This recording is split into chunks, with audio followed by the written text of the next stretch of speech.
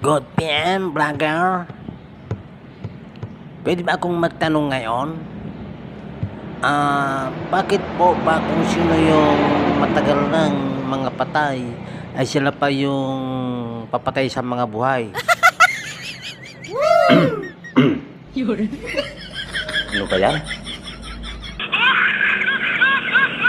Parang mahirap sagutin yung tanong mo na yan, ah. Bigay ako ng dalawang sagot. Pero yung pangatlo, yun ang matindi.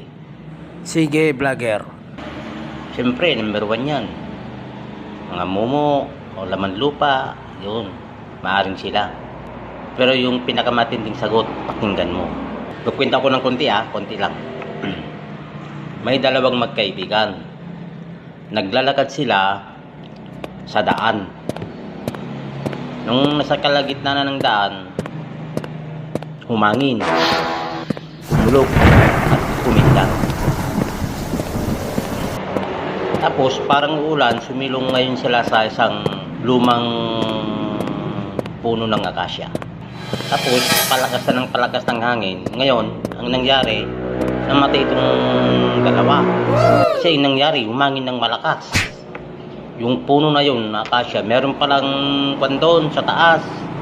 Yung tuyong sanga na malaki. Ngayon, nanginan, nahulog at tumama sa kanilang mga ulo. Yun,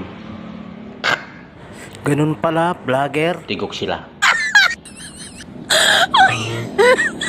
Yun ang sagot sa tanong. Oh my God. Okay? Salamat, vlogger. Welcome.